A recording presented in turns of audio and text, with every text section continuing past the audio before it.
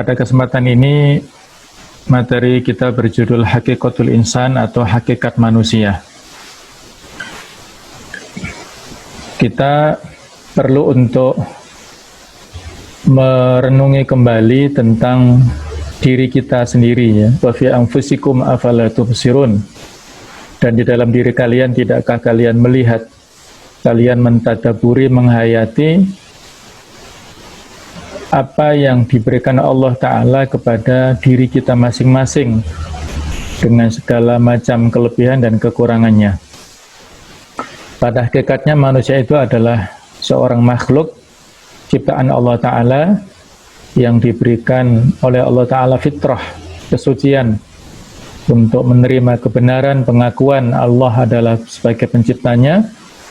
Kemudian pada saat yang lain kita juga makhluk yang dhaif, makhluk yang lemah. Segala kelemahan harus kita akui di hadapan Allah Ta'ala. Dan juga kita adalah makhluk yang jahil, yang banyak memiliki kebodohan, ya, tidak memiliki ilmu tanpa adanya pemberian dari Allah Ta'ala. Dan juga kita adalah makhluk yang fakir, yang sangat butuh di hadapan Allah Ta'ala. Allah Maha Kaya, sedangkan kita adalah makhluk yang fakir. Nah, posisi kita, di samping kita adalah seorang makhluk ciptaan Allah, maka saat yang sama kita juga makhluk yang mukarram, yang diberikan kemuliaan oleh Allah Ta'ala dengan nafkhur ruh, ditiupkannya ruh pada jasad kita, kemudian diberikan imtiyazat, beberapa macam keistimewaan, dan juga yusakhkharu lahul kaun, disiapkan untuk diri kita masing-masing ini alam raya dengan segala macam isinya yang bisa untuk kita nikmati selama dengan cara-cara yang baik, dengan cara yang halal, dan yang kita nikmati adalah yang thayyib, yang tidak membahayakan. Juga kita adalah seorang makhluk yang mukallaf, yang diberikan beban, baik itu dalam bentuk ibadah ataupun kekhalifahan dalam rangka untuk mengatur dunia ini. Dan kita adalah makhluk yang mukhayyar, yang diberikan pilihan, terutama adalah dalam iman ataupun kufur. Itu kita punya potensi untuk memilih apakah kita memilih keimanan yang mengantarkan kita ke surganya Allah, ataukah kita memilih kufur yang mengantarkan kita ke neraka. Na'udzubillah min dzalik.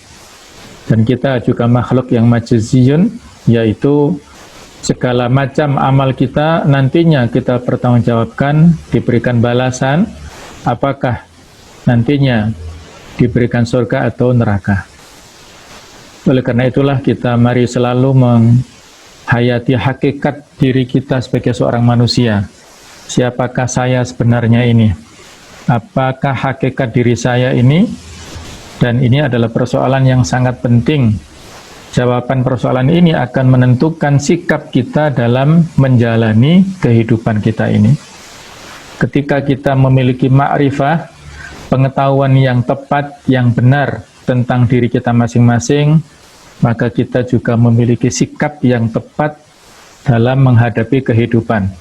Begitu pula kebalikannya, ketika kita tidak mampu mendeskripsikan, memposisikan diri kita dengan sebenar-benarnya, maka kita akan salah dalam mensikapi kehidupan kita ini, dan kita akan mendapatkan kemurkaan dari Allah Ta'ala.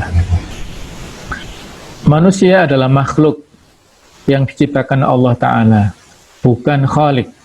Sekali lagi, kita adalah makhluk yang diciptakan dan bukan pencipta. Apakah kita mengakui bahwa kita ini makhluk? Apakah kita menyadarinya? Maka itu adalah alhamdulillah. Sehingga kita tidak setuju dengan adanya teori evolusi yang dicetuskan oleh Darwin itu, ya. Atau orang ateis yang meyakini bahwa kita ada secara kebetulan, tidak sengaja atau ada dengan sendirinya. Ini sebuah teori-teori yang batil, yang secara logika itu sesuatu yang tidak mungkin, ya. Karena segala makhluk yang ada di dunia ini pasti ada yang mewujudkannya. Kalau ada seorang yang cerita kepada kita, dia baru pulang dari hutan, dan dia cerita bahwa di tengah hutan itu ada istana yang sangat megah, yang sangat bagus, yang sangat indah. Di halamannya ada taman yang sangat indah, di sebelah bawahnya ada sungai-sungai yang mengalir yang sangat indah. Istana ini terdiri dari bangunan yang sangat mewah, di dalamnya ada permadani, ada perhiasan yang sangat indah.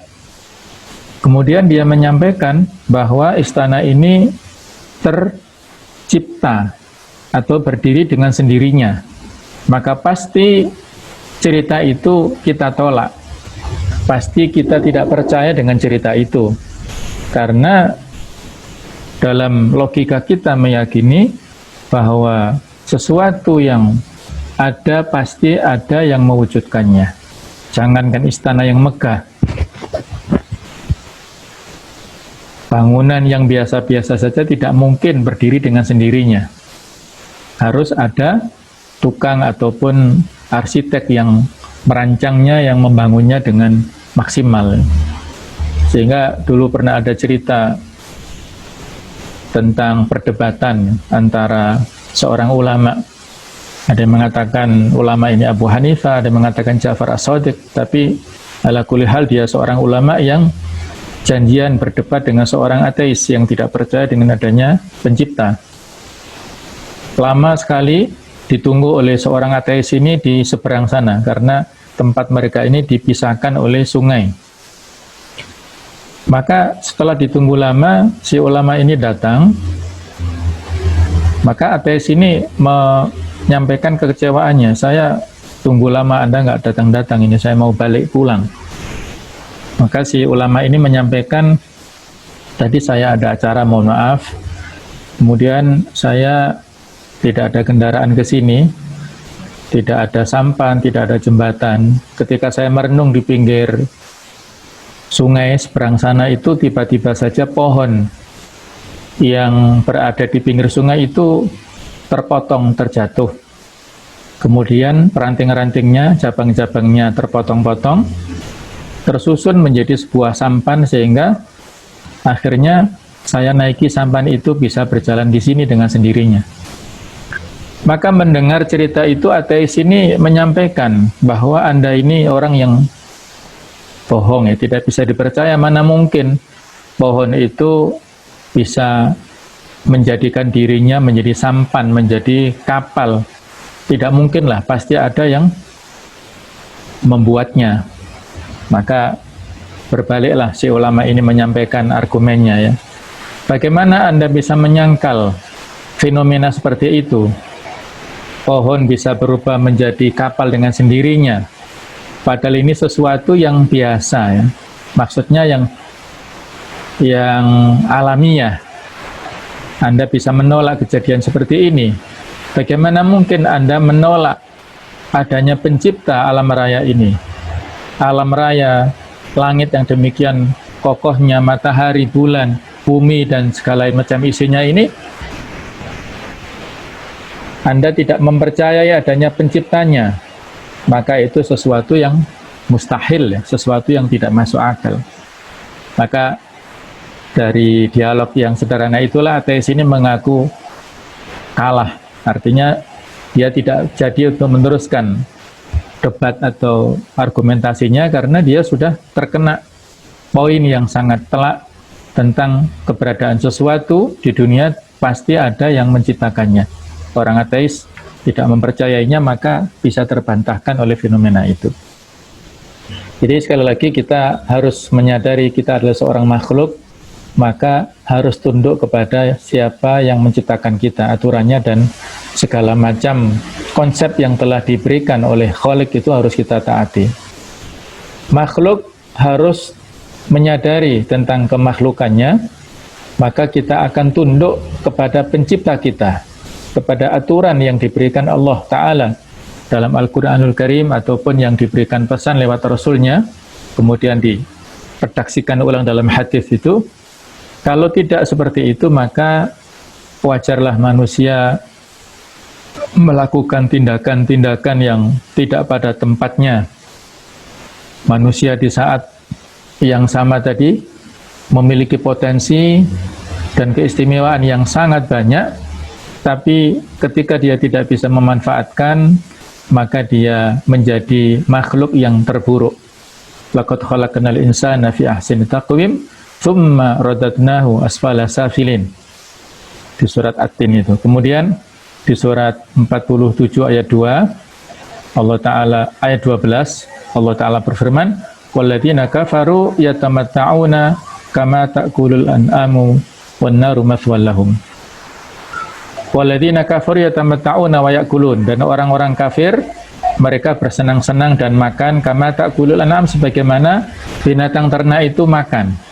Jadi hidupnya hanya untuk makan dan makan, menikmati makan. Jadi hidupnya hanya untuk makan saja, bukan untuk yang lainnya. Itu bagi yang hobi ya. Ada yang hidupnya hanya untuk kerja duniawi saja, tidak mementingkan akhirat. Wan naru mathwal lahum, dan neraka tempat kembali mereka. Ada juga fenomena orang-orang kafir yang lain, yaitu orang-orang yang hanya percaya dengan adanya zaman ini, ad-dahriyun ya. Jadi mereka-mereka yang percaya dengan adanya waktu saja. Dari surat 45, surat Al-Jathiyah ayat 24, Allah berfirman, wa qalu ma hiya illa hayatuna dunya. Mereka mengatakan tidak ada lain itu hanya kehidupan kita di dunia saja. Namutu wa nahya, kita mati dan kita hidup. Wa ma yuhlikuna illa dahr, dan tidaklah yang memusnahkan, yang merusak atau menghilangkan kita kecuali waktu saja, hanya masa saja. Ketika masa sudah berakhir, maka ya sudah berakhir, tidak ada pertanggungjawaban. Itulah jenis-jenis orang kafir. Kemudian sifat makhluk yang perlu untuk kita hayati dan kita syukuri, bahwa makhluk ini diberikan potensi fitrah. Di surat Ar-Rum 30, fitratallahi allati fataran nasa 'alaiha. Fitrah Allah yang telah dianugerahkan oleh Allah kepada setiap manusia. Fitrah artinya dalam kesucian, dalam Islam. Sebagaimana hadis yang sudah sangat kita hafal, kullu mauludin yuladu 'alal fitrah. Setiap bayi yang lahir itu dalam keadaan yang bersih, dalam keadaan fitrah, dalam keadaan yang muslim. Fa'abawahu, maka kedua orang tuanya lah yang merubah orang ini, bayi ini, yuhawidanihi, menjadi Yahudi, au yunasirani, atau menjadi Nasrani, au yumajisani, ataupun menjadi Majusi. Jadi karena fitrah itu adalah keislaman, maka perubahannya berubah menjadi Yahudi, Nasrani, atau Majusi ya, bukan berubah menjadi Islam. Kalau dia tetap dalam keislaman, berarti tetap dalam fitrahnya. Dan juga kita manusia ini dalam keadaan yang dhaif, dalam keadaan yang lemah. Di surat 4 ayat 28 Allah berfirman, wa khalaqal insana dha'ifa. Dan Allah menciptakan manusia yang mana keadaan manusia ini adalah dhaif, lemah, sangat perlu untuk dibantu. Juga surah 30 54 Allah berfirman, Allahu alladzi khalaqakum min dha'fin thumma ja'ala min ba'di dha'fin quwwah thumma ja'ala min ba'di quwwatin dha'fa wa syaibah yakhluqu ma yasha' wa huwal alimul qadir. Nanti ada penjelasannya ayat ini ya. Kemudian kita juga dalam keadaan yang bodoh. Di surat Al-Ahzab ayat 72 Allah mengatakan, inna aradnal amanata 'alas samawati wal ardi wal jibal, ya. Kami tawarkan amanah ini kepada langit, kepada bumi, kepada gunung-gunung. Fa abaina ayyahmilnaha, maka mereka enggan untuk menerima amanah itu. Wa ashfaqna minha, mereka berat mengemban amanah itu. Wa hamalal insan, dan amanah itu diemban oleh manusia. Innahu kana dzuluman jahula, sesungguhnya manusia itu adalah sangat zalim dan sangat bodoh. Itulah ya. Meskipun Allah menciptakan manusia dalam keadaan lemah dan bodoh, tapi tetap Allah berikan amanah, kekhalifahan kepada manusia. Dan kita juga dalam keadaan yang fakir. Surat 35 ayat yang ke-15, Allah berfirman, Ya ayuhan nasu antumul fuqara ilallah. Wahai para manusia, sesungguhnya kalian itu sangat fakir, sangat butuh kepada Allah. Wallahu wal ghaniyul hamid, dan Allah maha kaya lagi maha terpuji. Juga yang terlewat tadi surat 1785 yang menegaskan tentang sedikitnya ilmu kita. Wa yas'alunaka 'anir ruh, dan mereka bertanya kepadamu wahai Nabi Muhammad tentang masalah ruh. Kulli ruhu min amri rabbi, katakanlah ruh itu adalah urusan Allah. Wa ma utitu minal ilmi illa qalila, tidaklah aku berikan kepada kalian ilmu kecuali hanya sedikit saja. Siapapun kita, apakah lulusan S1, S2, S3, profesor, doktor, dan sebagainya, itu hanya sedikit saja dibandingkan dengan ilmu Allah Ta'ala. Tidak ada yang patut untuk kita banggakan. Sesuatu yang sedikit itu harus menjadikan kita khasyah, menjadikan rasa takut kepada Allah, dan menjadikan kita semakin tawadhu, semakin rendah hati di hadapan kemahakuasaan Allah Ta'ala. Innama yakhshallaha min ibadihi ulama, sesungguhnya di antara hamba-hambanya yang takut kepada Allah itu hanyalah ulama saja. Rasa khasyah itulah yang harusnya kita miliki semakin kita berilmu. Semakin rasa takut itu mendominasi, ya, bukan kebalikannya. Semakin berilmu semakin sombong. Kalau ada orang yang berilmu kemudian semakin sombong, berarti ilmunya tidak benar, ilmunya tidak barokah. Maka harus menjadikan ilmu itu orang semakin tawadhu. Semakin dia mempelajari sebuah ilmu, maka semakin dia tahu tentang kebodohannya. Semakin banyak dia tidak mengetahui masalah itu. Nah, ini penjelasan dari surat Ar-Rum ayat 54 tadi. Inilah perjalanan hidup kita manusia. Dulu pada saat kita di alam ruh, ada dialog antara kita dengan Allah Ta'ala. Wa idh akhadha rabbuka min bani adama min dhuhurihim dzurriyyatahum wa asyhadahum ala anfusihim alastu bi rabbikum qalu bala syahidna an taqulu yaumal qiyamati inna kunna an hadza ghafilin. Al-A'raf 172 itu ya. Jadi pada saat di alam ruh itu ada dialog antara kita dengan Allah. Allah menanyakan kepada kita, alastu bi rabbikum, bukankah aku ini penciptamu, Rob kalian? Maka semua kita mengatakan, bala syahidna, betul ya Allah, kami bersaksi, kami berjanji, bersumpah engkau adalah Rob kami. Tetapi banyak di antara kita yang lupa nanti pada hari kiamat ya. Intinya itulah fitrah kita di alam ruh itu. Kemudian kita di alam rahim, setelah ditiupkan ruh oleh malaikat pada saat usia kita 120 hari itu, kemudian kita di alam rahim menjadi janin, kemudian kita lahir di dunia dalam keadaan tidak membawa apapun. Semua kita dalam keadaan yang fakir, tidak membawa apapun. Allahul ladzi khalaqakum min dha'f, Allah yang telah menciptakan kalian dari kelemahan. Tsumma ja'ala min ba'di dha'fin quwwah, kemudian dialah menjadikan sesudah kelemahan itu kekuatan. Kita bisa berjalan, atau sebelumnya kita bisa ya tengkurap dulu, merangkak, kemudian berjalan, itu proses yang panjang. Tsumma ja'ala min ba'di quwwatin dha'fa, kemudian setelah kita tumbuh, berkembang, masa kecil, masa remaja, masa dewasa semakin kuat, maka kita akan mengalami fase di mana kita dalam keadaan yang dhaif lagi. Wasyaiba, dan tua. Yakhluqu ma yasha, Allah menciptakan segala sesuatunya sesuai dengan kehendaknya. Wa huwal alimul qadir, dan Allah yang maha mengetahui lagi maha berkuasa. Kita tidak tahu usia kita diberikan Allah ini sampai kapan.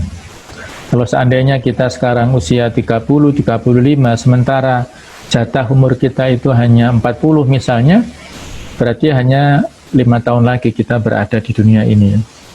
Ataupun kalau kita lebih tua dari itu, berarti semakin kita mendekati kepada finish. Itulah sisa jatah usia kita di dunia. Harus semakin waktu, semakin hari demi hari, semakin tahun, berarti kita semakin dekat dengan finishnya. Maka harus semakin menjadikan kita takut kepada Allah. Nanti kita ada di alam barzakh, alam yang memisahkan antara kehidupan dunia dengan alam kubur, yang mana mudah-mudahan kita semua mendapatkan nikmat kubur, mendapatkan kenikmatan di alam barzakh. Itu sesuatu yang sangat menyenangkan dan itu masanya sangat lama sampai hari kiamat nanti. Kebalikannya kalau siksa kubur, maka dia juga mendapatkan siksaan yang terus-menerus. Semua itu tergantung pada amaliyah kita di dunia ini. Kemudian nanti kita dibangkitkan di yaumul qiyamah, yaumul hisab. Kita berada di alam mahsyar, kita berkumpul di sana, kemudian dikirim ke surga ataukah ke neraka. Inilah fase kehidupan manusia yang sekali lagi harus menjadikan muhasabah kepada kita semuanya. Tidak ada apa-apanya kita ini ya, tidak ada sesuatu yang bisa kita banggakan di hadapan Allah Ta'ala. Manusia adalah makhluk yang dhaif dengan segala macam kekurangannya tadi, tetapi saat yang sama Allah memberikan kemuliaan kepadanya. Manusia adalah satu-satunya makhluk Allah yang dimuliakan Allah dari makhluk yang lainnya. Surat 17 ayat 70, surat Al-Isra ayat 70, Allah Ta'ala berfirman, وَلَقَدْ كَرَّمْنَا بَنِي آدَمَ وَحَمَلْنَاهُمْ فِي الْبَرِّ وَالْبَحْرِ وَرَزَقْنَاهُمْ مِنَ الطَّيِّبَاتِ وَفَضَّلْنَاهُمْ عَلَى كَثِيرٍ مِّمَّنْ خَلَقْنَا تَفْضِيلًا. Sungguh telah kami muliakan kepada Bani Adam, dan kami bawa mereka di lautan ataupun di daratan, dan kami berikan rezeki kepada mereka berupa hal yang baik, dan kami berikan keutamaan kepada mereka banyak sekali dengan segala macam keutamaan dibandingkan dengan makhluk-makhluk yang lainnya itu. Kita diberikan akal, diberikan fitrah tadi, diberikan segala macamnya. Di sini disebutkan dimuliakan, bukan mulia dengan sendirinya ya. Jadi Allah meredaksinya, redaksi Al-Quran, wa faddalnahum, kami muliakan manusia. Jadi manusia tidak dengan sendirinya mulia, tapi dimuliakan oleh Allah, Maha Pencipta. Padahal diciptakan dari benda yang hina, dari status mani yang hina.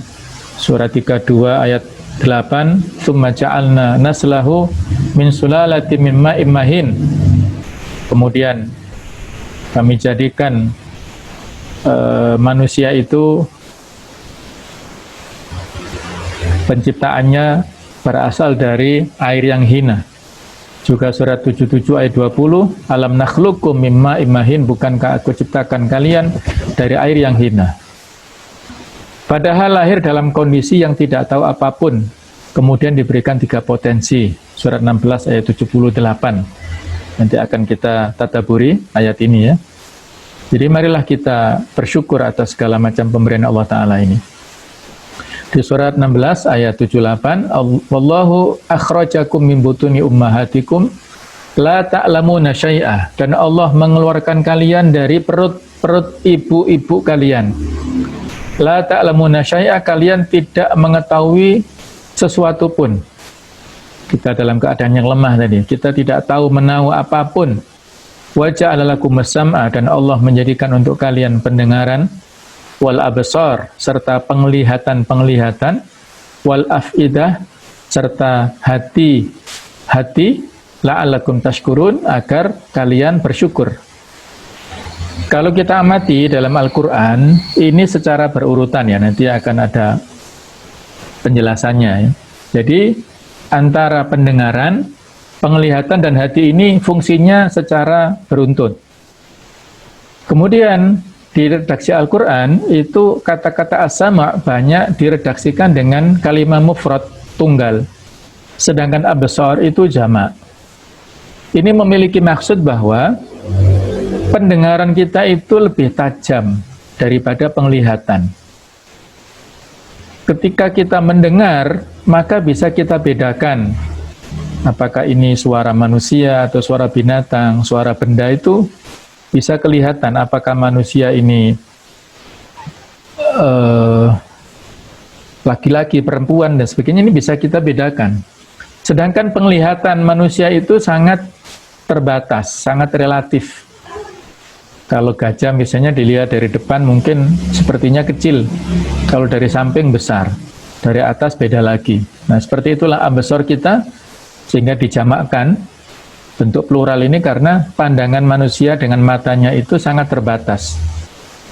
Begitu pula al-afidah itu dijamakkan, jamak dari fuad, karena hati ini dalam kondisi yang berbolak-balik, kadang benar, kadang salah, kadang bimbang, kadang bahagia. La'alakum tashkurun, mudah-mudahan kalian menjadi orang yang bersyukur. Jadi Allah menciptakan manusia dengan memberikan 3 potensi ini. Apakah pendengaran, penglihatan, ataupun hati. Dalam setiap ayat yang menyebutkan 3 potensi selalu berurutan. Ternyata ketiganya berfungsi sesuai dengan urutan tersebut. Pendengaran manusia itu sudah berfungsi sejak di dalam rahim.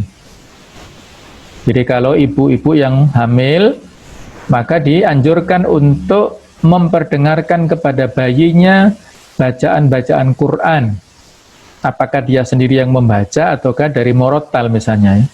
Karena rahim atau di dalam rahim ini ada bayi janin tadi yang mendengarkan sesuatu yang ada di sekitar ibunya ini, di dalam rumahnya itu. Kalau dia sering mendengarkan kata-kata untayan-untayan hikmah, nasihat-nasihat dari suaminya, dari bapaknya tadi, dia sering mendengarkan Al-Quran, insya Allah ketika dia nanti lahir itu mudah untuk mengatakan kalimat-kalimat Al-Quran ini, ayat-ayat ini mudah, seolah-olah dia pernah mendengarkan sesuatu yang dia dengarkan saat sudah lahir itu, yaitu berupa Al-Quran, tapi di mana dia nggak ingat, ternyata dulu pada saat masih di alam rahim ini. Kemudian penglihatan itu baru berfungsi setelah beberapa bulan, mungkin 1,5 atau 2 bulan itu baru bisa. Sehingga bayi yang lahir itu ketika masih kecil kan mainannya itu yang bunyi-bunyian ya. Kalau ada yang bisa muter di atasnya biasanya mainan, itu ada bunyinya dan juga ada warna-warninya itu untuk merangsang penglihatan dari si bayi ini. Itu baru beberapa bulan. Apalagi hati untuk memahami setelah 1 tahun lebih. Hati yang bisa menjadikan dia punya kemampuan untuk membedakan ini bisa dilakukan atau tidak, itu bertahap juga. Sehingga ada yang mumayyiz, ada yang balik, ada yang remaja, dewasa, itu bertahap ya. Jadi tidak bisa langsung. Bayi kita atau anak-anak, adik-adik kita nggak bisa membedakan ini benar atau salah, ini egois atau ini kedermawanan, mereka nggak bisa ya. Diciptakan Allah dengan sempurna. Inilah keajaiban pendengaran kita.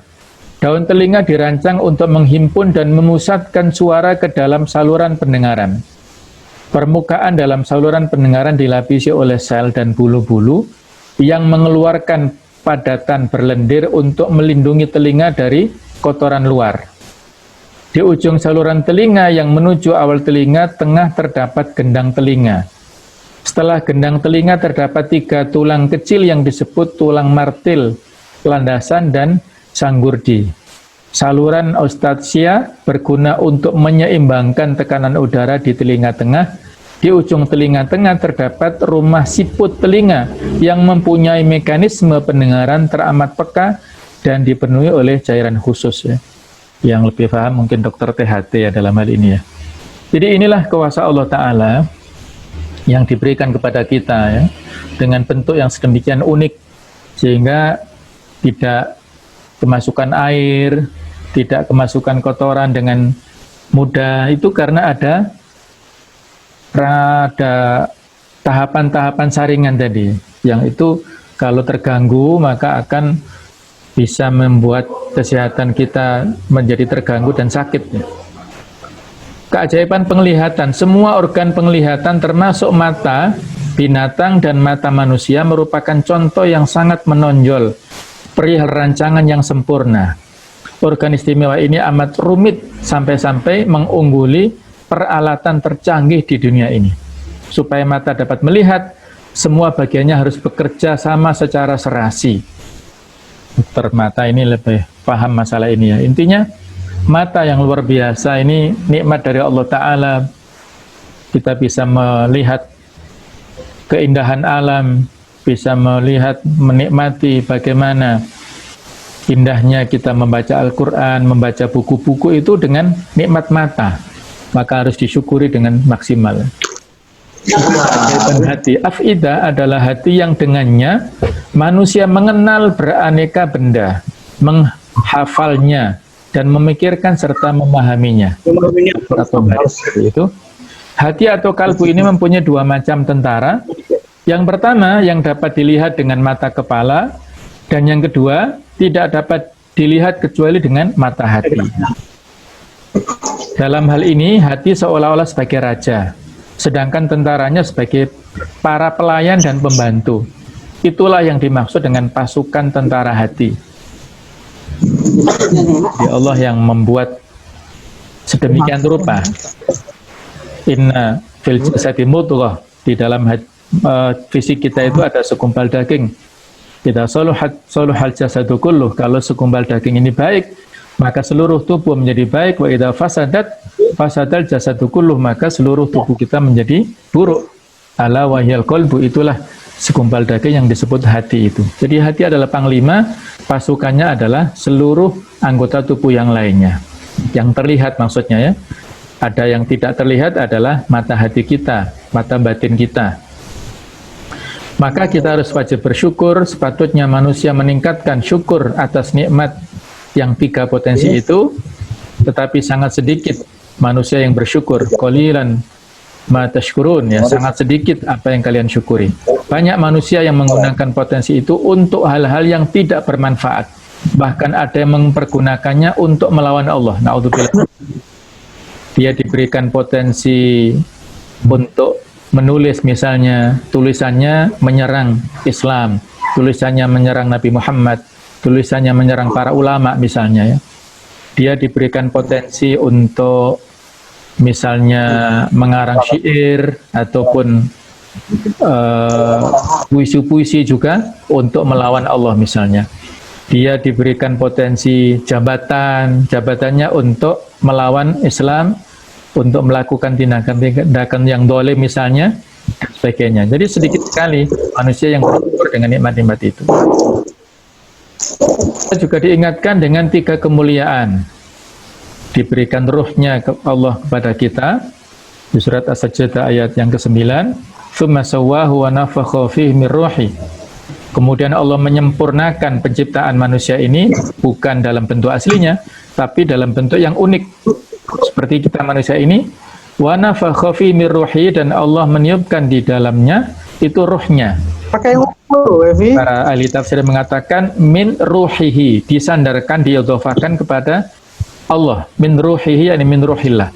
Ini memberikan kesimpulan bahwasanya ruh ini adalah kemuliaan dari Allah Ta'ala kepada manusia. Juga manusia diberikan keistimewaan, tadi sudah kita baca surah 17 ayat 70 tadi, diberikan kendaraan baik itu di darat dan di lautan, diberikan rezeki, makanan yang thayyib, dan diberikan kelebihan. Kemudian alam semesta ini ditundukkan bagi manusia. Surat 16 ayat 14, "Walladzi wa huwa alladzi sakharal bahra litakulu minhu lahman thariya." Dan Allah lah yang menundukkan untuk kalian lautan supaya kalian bisa memakan daging yang segar, yaitu ikan-ikan itu. Ini disediakan untuk kita. Sehingga kita pada saat naik kendaraan juga diingatkan untuk berdoa, subhanalladzi sakhkhara lana hadza. Maha suci Allah yang telah memperjalankan. Kita bisa berjalan kaki, bisa naik kendaraan, itu atas karunia Allah. Banyak saudara kita yang tidak bisa jalan, tidak bisa naik kendaraan dengan nyaman, tidak punya ongkos dan sebagainya, maka harus bersyukur kepada Allah. Maka kita di saat yang lain adalah juga makhluk yang mukallaf, yang diberikan oleh Allah Ta'ala beban. Kita di samping dimuliakan, kita juga diberikan beban oleh Allah Ta'ala berupa apa? Yaitu ibadah. Wa ma khalaqtul jinna wal insa illa liya'budun. Juga kita punya tugas kekhalifahan. Inni ja'ilun fil ardi khalifah. Kita sebagai pemakmur yang ada di dunia ini, wakilnya Allah Ta'ala di dunia ini untuk memakmurkan dunia, mengelola dengan sebaik-baiknya. Khalifah ini bukan dalam taraf memiliki ya, tapi kita hanya diberikan titipan kekuasaan saja oleh Allah Ta'ala. Dan kita juga saat yang sama adalah makhluk yang mukhayyar, yang diberikan pilihan, apakah kita memilih iman ataukah kafir. Surat Al-Kahfi 29 menyebutkan bahwa faman syaa falyu'min wa man syaa falyakfur. Barang siapa yang menginginkan silakan beriman, siapa yang mau ya silakan kafir. Tapi Allah memberikan ancaman, inna a'tadna lidzalimina nar. Kami sediakan untuk orang-orang yang zalim itu adalah neraka. Ini ancaman ya. Kalau kita masih memilih neraka berarti kita adalah makhluk yang bodoh ya, makhluk yang tidak pinter. Kemudian surat 76 ayat 3, Allah berfirman, surat Al-Insan ayat 3, inna hadainahu sabila. Sesungguhnya kami tunjukkan kepada manusia jalan imma syakira wa imma kafura.